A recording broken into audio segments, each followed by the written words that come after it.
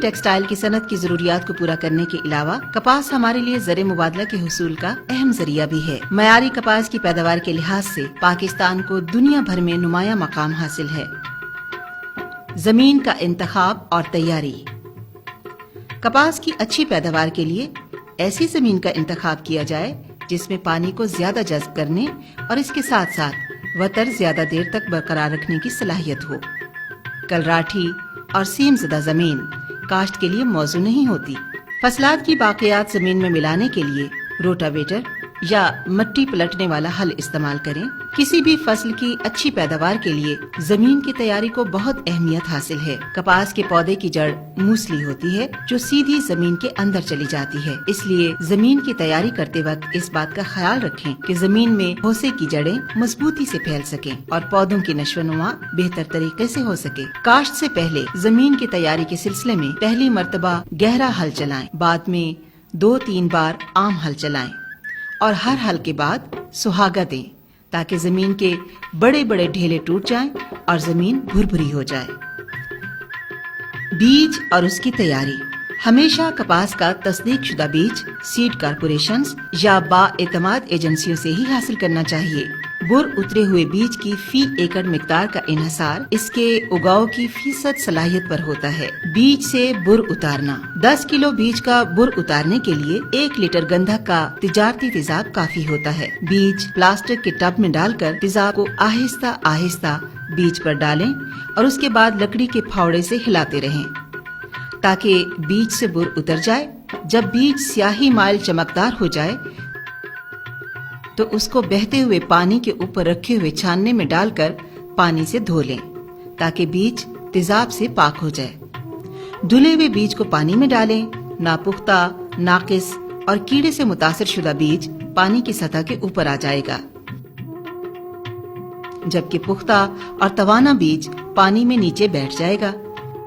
نیچے بیٹھ جانے والے بیج کو دھوپ میں اچھی طرح خشک کر کے بوائی کے لیے استعمال کریں۔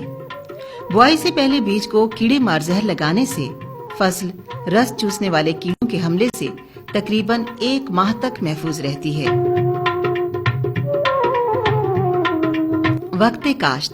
مناسب اقسام اور وقت پر کاشت ہی اچھی پیداوار کی ضامن ہوتی ہے۔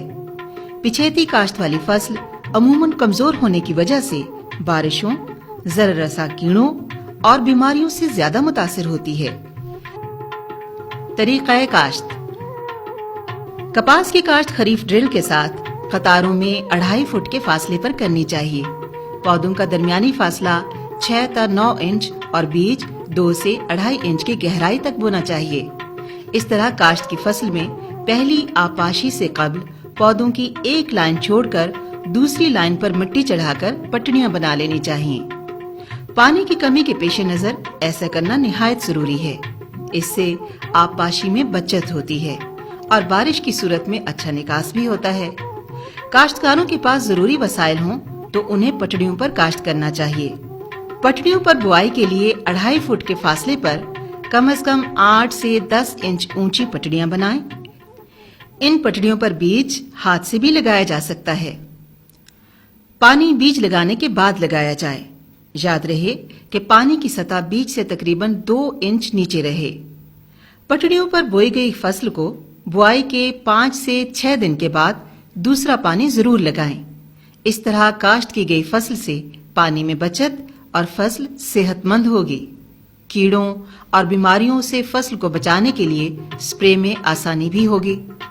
اگر بارش ہو تو کھیت میں وتر آنے پر اس کی گوڈی کرنی چاہیے اور جڑی بوٹیوں کی تلفی کو یقینی بنانا چاہیے۔ یہ تعداد پودوں کے درمیان 6 تا 9 انچ اور قطاروں کے درمیان 2.5 فٹ فاصلہ رکھنے سے حاصل ہو سکتی ہے۔ چھدرائی کا عمل بوائی کے 20 تا 25 دن کے اندر یا پہلے پانی سے قبل ہر حالت میں مکمل کر لینا چاہیے۔ چھدرائی کے وقت وائرس سے متاثر شدہ پودے نکال کر تلف کر دینے چاہیے۔ جڑی بوٹیوں کی تلفی۔ کپاس کی فصل کو جڑی بوٹیوں سے صاف رکھیں۔ یہ پیداوار کا 30 تا 40% تک نقصان کرتی ہیں۔ جڑی بوٹیوں کا تدارک بذریعہ گوڈی یا جڑی بوٹی مار زہروں کے استعمال سے کیا جا سکتا ہے۔ آخری گوڈی کرتے وقت پودوں کے ساتھ مٹی چڑھائیں۔ खादों का इस्तेमाल। कीमियाई खादों की मिकदार का तयन जमीन के तजज़िये के मुताबिक करना चाहिए। फास्फोरस और पोटाश वाली खादों की तमाम मिकदार और नाइट्रोजन की मिकदार का 1/3 हिस्सा बुआई के वक्त इस्तेमाल करना चाहिए। 1/3 हिस्सा नाइट्रोजन पहले पानी के साथ और बाकी मादा नाइट्रोजन दूसरे पानी के साथ इस्तेमाल करना चाहिए।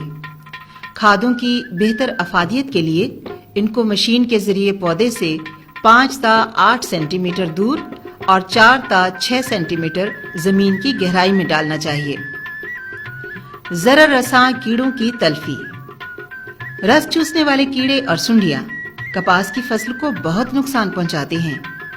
कपास की फसल को मुआशी नुकसान से बचाने के लिए फसल की पेस्ट स्काउटिंग जरूरी है। तमाम कीड़ों की पेस्ट स्काउटिंग हफ्ते में 2 दफा करनी चाहिए। कीड़ों के लिए फसल के मुआयने का मुनासिब वक्त वो होता है जब कीड़े अपनी खुराक के लिए सरगर्दा होते हैं। ये काम सुबह को या शाम को करना चाहिए। तमाम अद्वियात ज़रई माहिरीन के मशवरों और लेबल पर दी गई हिदायत के मुताबिक इस्तेमाल करें। कपास के लिए रस चूसने वाले कीड़ों और सुंडियों की मुआशी हद ये है। थ्रिप्स 8 ता 10 बच्चे फी पत्ता। सफेद मक्खी 5 बालिग या बच्चे फी पत्ता या दोनों को मिलाकर 5 फी पत्ता। सुस्त तेला ऊपर वाली कोंपलों पर वाज़े नुकसान। सुंडियों के मुआशी नुकसान की हद कुछ यूं है। चितकबरी सुंडी 3 सुंडियां फी 25 पौधे या 10% डोडियों, फूलों और टीनों का नुकसान। गुलाबी सुंडी अगस्त 10%, सितंबर 5% टीनों का नुकसान या सुंडी की मौजूदगी। अमेरिकन सुंडी 5 भूरे अंडे या 3 छोटी सुंडियां या दोनों को मिलाकर 5 फी 25 पौधे। लश्करी सुंडी खेत में मकामी तौर पर हमला नजर आने पर मुनासिब जहरों का इस्तेमाल ज़रई माहिरीन के मशवरे से करना चाहिए। चुनाई सारा साल मेहनत करने के बाद अगर कपास की चुनाई सही तरीके से न की जाए तो पैदावार में काफी कमी आ जाती है और इसका मेयार भी गिर जाता है। चुनाचे थोड़ी सी गफलत से किसान अपनी मेहनत का पूरा मुआवजा हासिल नहीं कर सकता। इसलिए चुनाई पर खुसूसी तवज्जो देनी चाहिए। चुनाई उस वक्त शुरू करनी चाहिए जब 50% से ज्यादा टिंडे पूरी तरह खिल चुके हों। चुनाई करने का बेहतरीन वक्त सुबह 11 बजे होता है। उस वक्त खुली कपास में से शबनम उठ चुकी होती है और कपास में नमी नहीं आती। चुनाई के बाद भुट्टी साफ और खुश्क जगह पर रखनी चाहिए ताकि क्वालिटी खराब होने से महफूज रहे। अगर काश्तकार ज़रई सिफारिशात पर मुकम्मल तौर पर अमल करें तो ज्यादा पैदावार हासिल कर सकते हैं, जिससे वो खुद और अपने मुल्क को खुशहाल बना सकते हैं। इसके अलावा किसी भी किस्म के ज़रई मशवरे और मसाइल के हल के लिए PARC की टोल फ्री हेल्पलाइन 0800 84420 पर पीर ता जुमा सुबह 9 बजे से दोपहर 3 बजे तक मुफ्त कॉल करें।